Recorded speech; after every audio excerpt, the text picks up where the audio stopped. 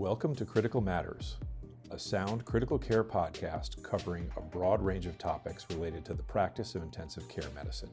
And now, your host, Dr. Sergio Zanotti. Today on Critical Matters, we will be discussing new vasopressors, and I'm very excited to introduce our guest, Dr. Steven Trzeciak, who is the head of critical care medicine, interim chair Department of Medicine, a professor of medicine and emergency medicine at Cooper Medical School at Rowan University and Cooper University Medical Center in Camden, New Jersey. Dr. Trzeciak is certified in internal medicine, emergency medicine, and critical care medicine. He's a prolific author and clinical researcher. Dr. Trzeciak is a founding member of the Emergency Medicine Shock Research Network, MShockNet, and his research interests have included early interventions for critical illness and the interface between the emergency department and the ICU, with a heavy emphasis on septic shock and cardiac arrest. More recently, Dr. Trzeciak's research has focused on the impact of compassion on patient outcomes, healthcare economics, and physician well-being. And last but not least, he is a dear, dear friend.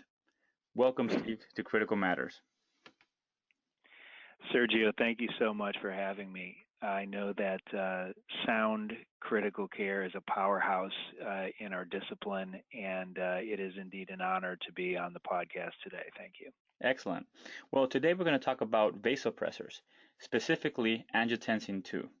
As many of you are aware, in August of 2017, the results of the angiotensin II for the treatment of high output shock, or ATHOS-3, was published in the New England Journal of Medicine.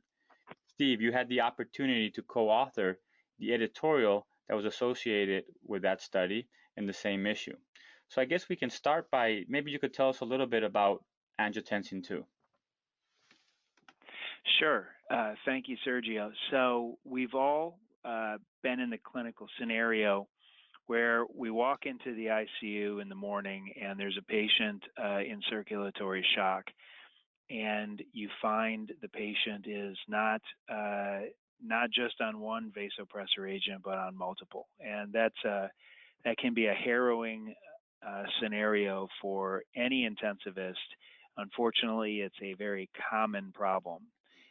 This paper from the New England Journal of Medicine addresses circulatory shock, patients specifically with vasodilatory shock, and the use of a new agent, angiotensin II, applied above and beyond conventional vasopressor therapy. So our conventional vasopressors that we have for patients with vasodilatory shock, which as our community is familiar, most commonly is due to sepsis.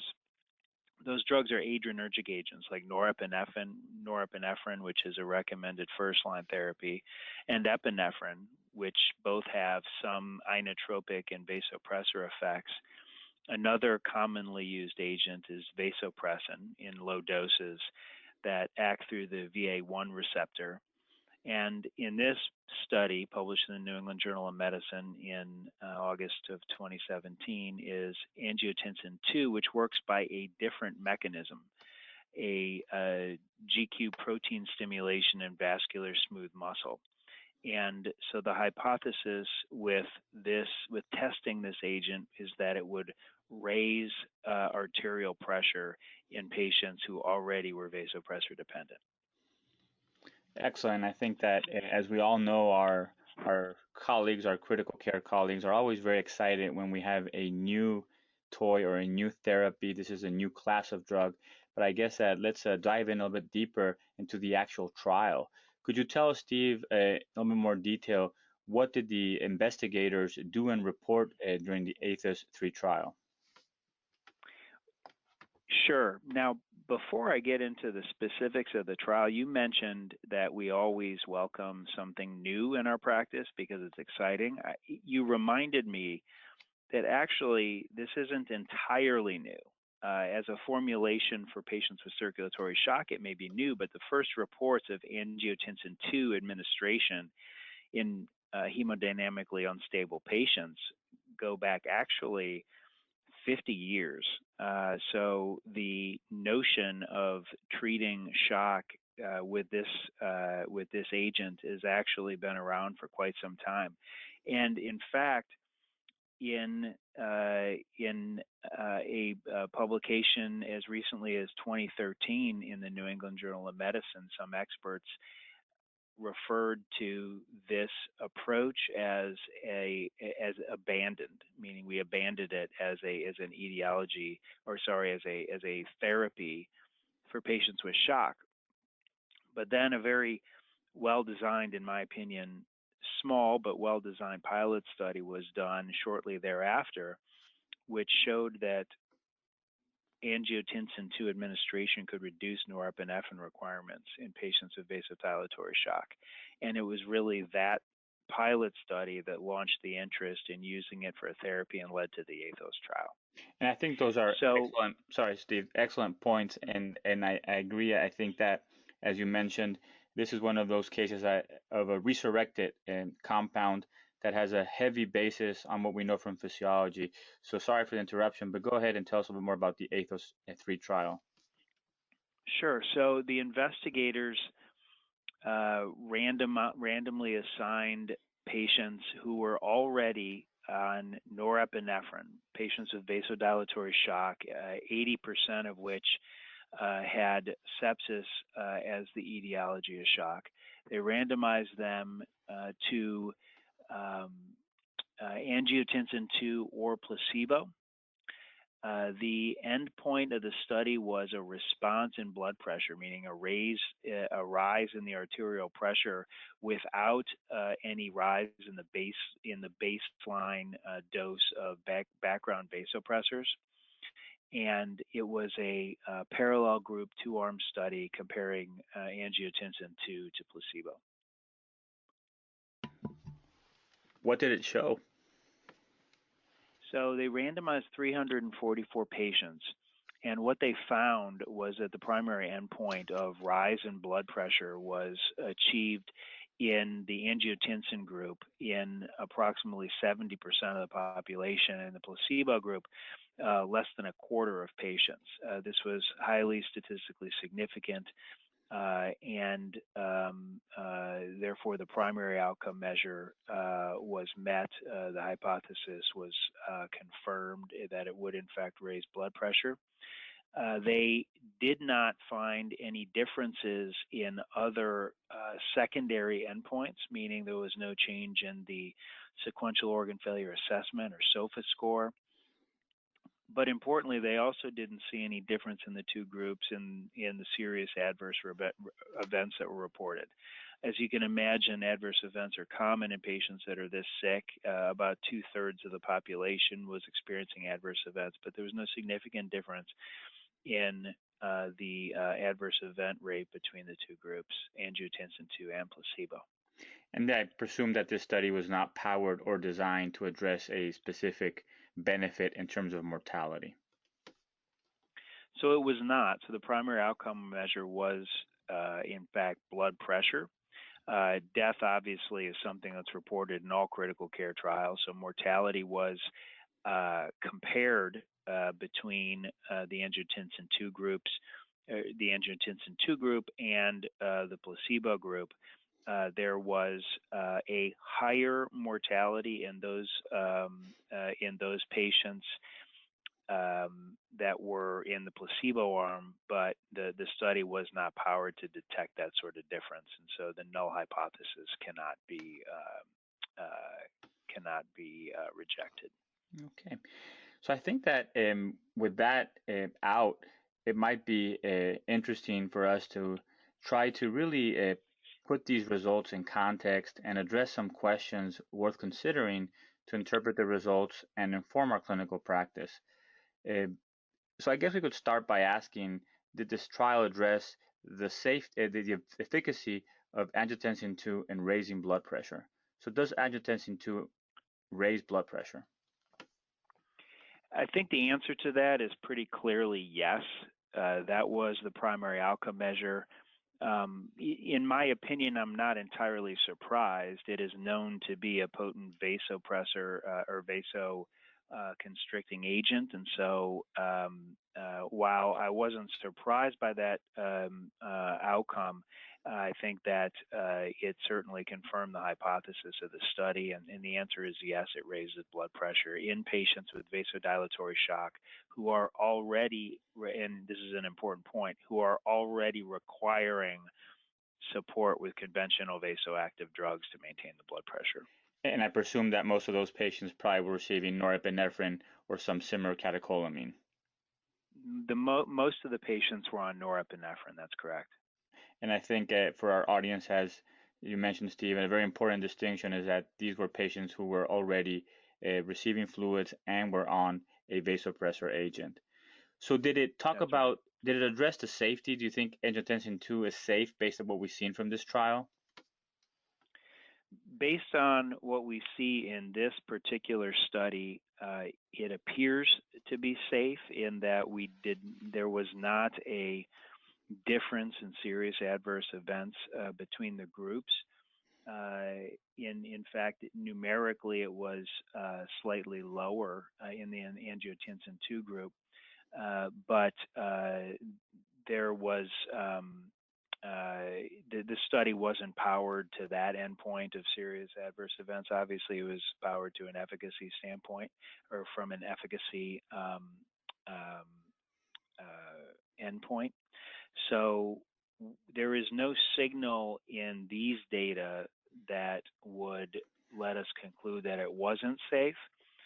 We always have some caution in that in subsequent evaluations or in clinical practice, other findings sometimes come up, but there's certainly nothing in this study that would be an important safety signal or anything that would be a red flag, so to speak. It appears to be safe. The only caveat would be that this is just one study of 344 patients. Correct. Now, Steve, could you comment on were there any specific complications or specific patient groups that might be more prone to complications with the use of angiotensin II? Well, the short answer to your question is we don't know. One potential group that we would have be especially cautious with are those patients who have low cardiac output despite having vasodilatory shock. We're aware of the fact that in septic shock, for example, a small but distinct population of patients may have profound myocardial depression as part of their shock profile in sepsis. And in other studies,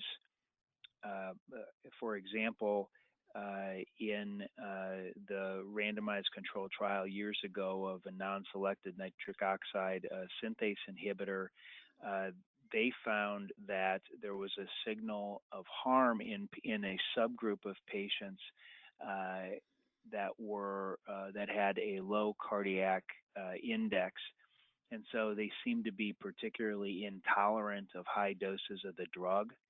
We have no information on that specifically with regards to angiotensin. I just would point out that that is probably a special population that in which all intensivists should proceed with caution, because we don't know what potent vasoconstriction might do to their cardiac output. And I know that you are a big believer of the potential perils of consequences down the road that we did not foresee, and that might be one of them that we could have with a drug like this. So I definitely believe that these are questions that we should have in mind as we treat patients, but also excellent questions for future clinical trials. Yeah, one thing I would probably like to mention is that there's no signal in the data in this study that would make us think that small subset of the population might have adverse effects with the drug. I just raise it as an example of a population that might need special considerations. And that's true for any drug in its development. that there may be special populations that require additional considerations. Steve, do you think that angiotensin II could be an alternative to or a replacement of other vasopressors that are currently in use, and was that addressed in this study? Yeah, I don't know the answer to your question because we have to keep in mind that all the patients in this study were already on vasopressor agents. They were either requiring a moderate dose of norepinephrine or some equivalent dose of another vasopressor. So there was no, or I should say, in this study, it wasn't tested as a first-line agent, like a go-to drug. Perhaps it could be a go-to drug, but those studies have not yet been conducted. And the current randomized control trial, very well designed, by the way, a really nice study. But the current study doesn't give us any information on whether or not it could be a first-line drug. It just wasn't designed to do that. Do we have any evidence that angiotensin II improves patient outcomes? Does it actually make our patients better?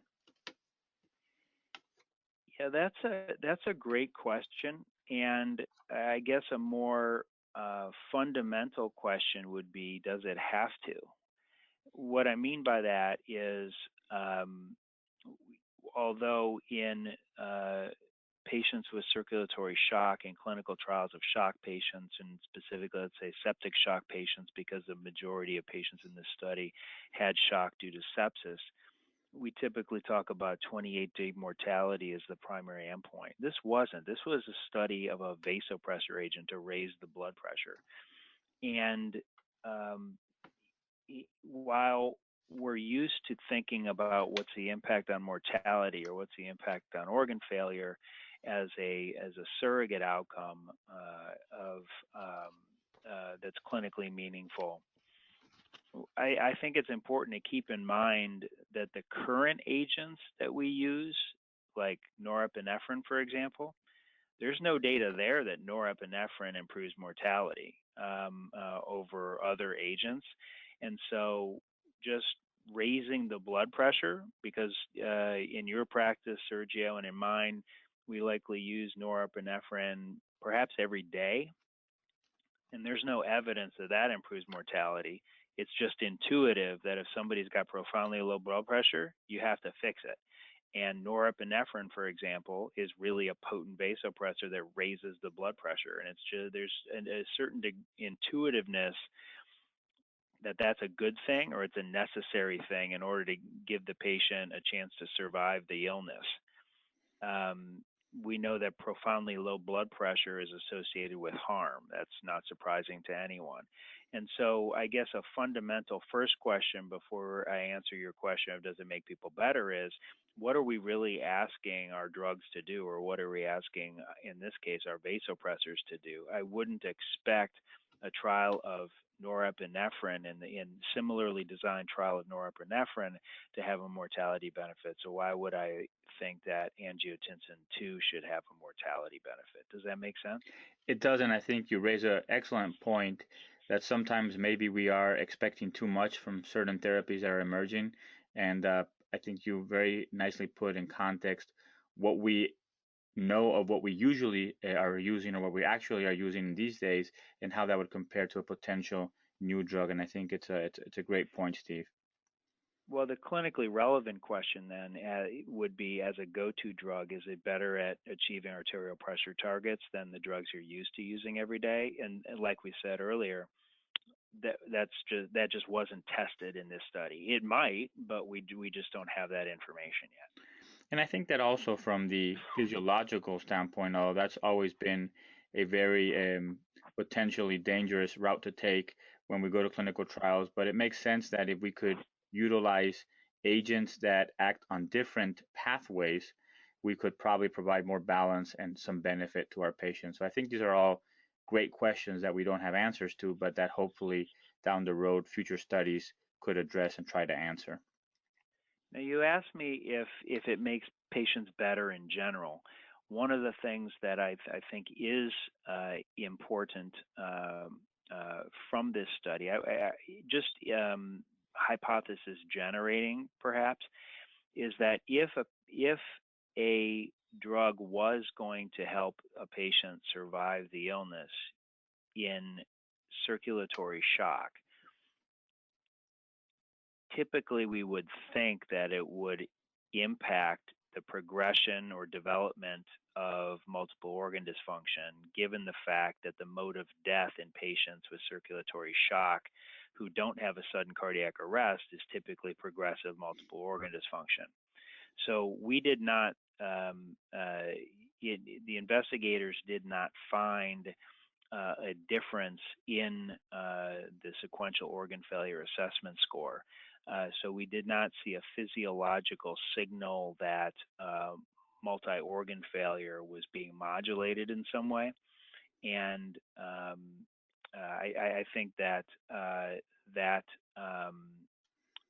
is important data because of the fact that there was a numerical, although not statistically significant, difference in death in favor of angiotensin II, which was not statistically significant, so the null hypothesis cannot be rejected. But the fact that the SOFA score was flat would make me think that there may not be a survival benefit, despite the fact that there might be an interesting signal in the mortality difference published in this study. But like I said, I wouldn't expect a potent vasopressor, which angiotensin is. It's a quite potent vasopressor. I wouldn't necessarily have that expectation. So I don't think that's what we're asking our vasopressors to do necessarily. And I think that going back to your previous point, in this particular trial, the placebo plus norepinephrine group did not have a difference in the SOFA scores either. Is that correct? That's right. So is angiotensin II available for clinical use by clinicians right now? Not at the present time, to the best of my knowledge. And I don't know what sort of process is in the works for making it a consideration at the bedside. I'm not privy to that sort of information, but it's certainly something that, in my opinion, is promising. We just have to see how everything evolves. And I think, as you summed it up very nicely in your editorial, there's a lot of promise, but there's also caution, which we've addressed. I think that we will stay tuned into future studies, but also into the process for this drug potentially coming to market. And I'm sure that we'll have some comments from you back then when that occurs. Steve, I would like to close with some questions that we like to pose to our guests in Critical Matters, just to tap into their wisdom and talk about other aspects that we think are as relevant as the clinical aspects to the practice of critical care medicine. Would that be okay? Sure. Yeah, sure. So I would like to know if there is a specific book or books that have influenced you significantly, or is there a book that you have gifted most often to others? So without a doubt, from a personal standpoint, that book would be the Bible. But from a professional standpoint, I like the book Start With Why. That is a book by the author Simon Sinek. And the reason why I like it is if you don't know why you're doing something, you're not going to ever figure out what you're doing. And I think in terms of gifting, sorry, go ahead. Go ahead.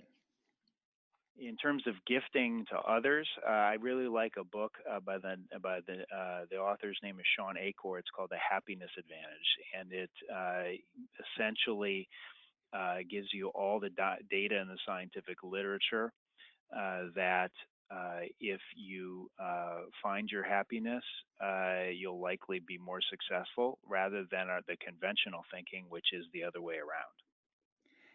And I think, Steve, that these are two excellent examples of books that I think have tremendous wisdom to the practice of critical care and to intensivists.